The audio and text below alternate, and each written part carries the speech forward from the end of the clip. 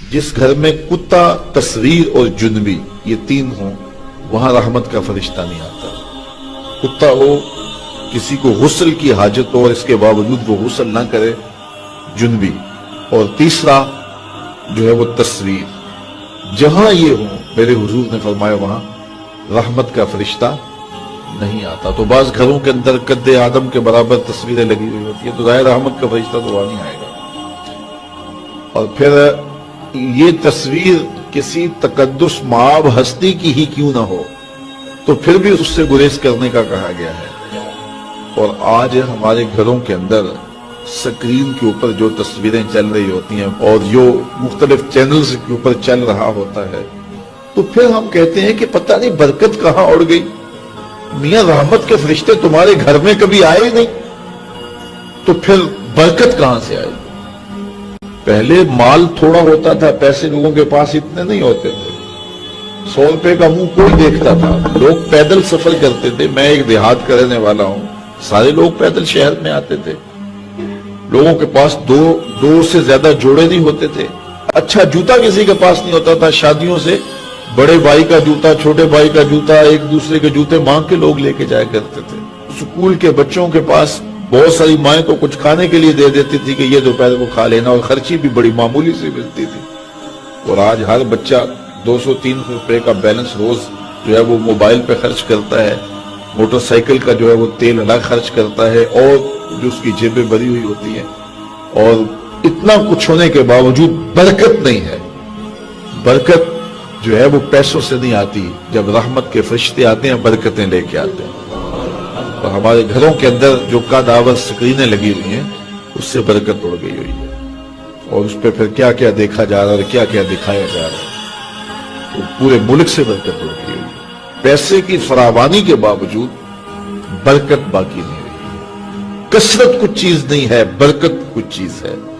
تو اللہ سے کثرت کی بجائے برکت مانگو۔ جب برکت مانگو گے تو تھوڑے میں بھی اللہ تمہیں وہ سکون اور طمانینت قلب عطا کر دے گا جو زیادہ والوں کو بھی نصیب نہیں ہوتا۔ تو اصل مقصود تو طمانینت ہے۔ تو اپنی اولاد کو جو ہے وہ اپنے عمل کے ساتھ، اپنے رویے کے ساتھ صالحیت کی جانب لے کر کیا جاؤ۔ قرآن مجید کی تلاوت معمول رہے گھر میں، اور 5 گانا نماز کے لیے گھر میں مصلی بچھیں، مائیں بہنیں بیٹیاں گھروں میں مصلی بچھائیں، اور مرد حضرات مسجد کا رخ کریں، تو پھر دیکھنا کہ اس کے اثرات مرتب ہونے لگے۔ ایک بندہ جا رہا تھا جنگل میں، تو اس نے دیکھا کہ ایک لومڑی ہے جس کے پاؤں بھی کٹے ہیں، ہاتھ بھی کٹے ہوئے۔ اس نے کہا مالک تو اس کو کیسے رزق دیتا ہوگا؟ تو وہ ایک درخت پہ چڑھ کے بیٹھ گیا۔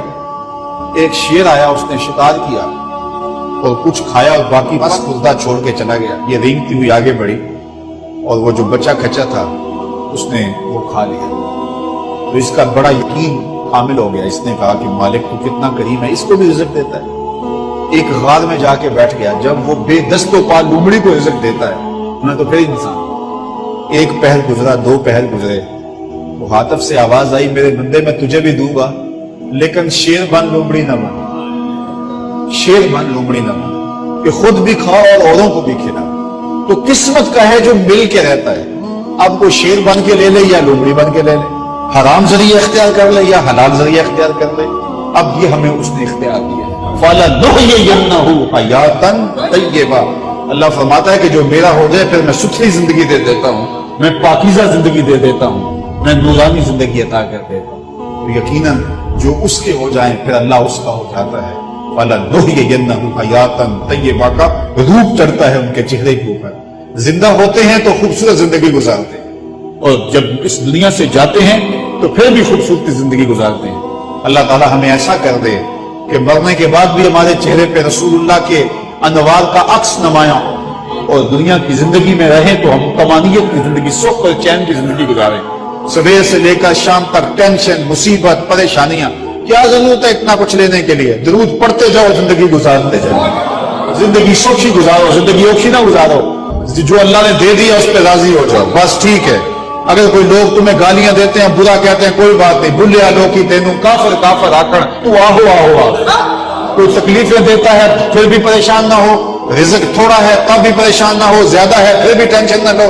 اللہ کا شکر ہے، اللہ نے جس حال میں رکھا ہے۔ اور سنو، میں کہتا ہوں کہ یہ ٹینشن فری حدیث ہے. حضرت علی المرتضیٰ فرماتے ہیں جو اللہ کے دیے گئے تھوڑے رزق پہ راضی ہو گیا اللہ قیامت کے دن اس کے تھوڑے عملوں پہ راضی ہو جائے. جو اللہ کے دیے تھوڑے رزق پہ راضی ہو گیا اللہ قیامت کے دن اس کے تھوڑے عملوں پہ راضی ہو گیا.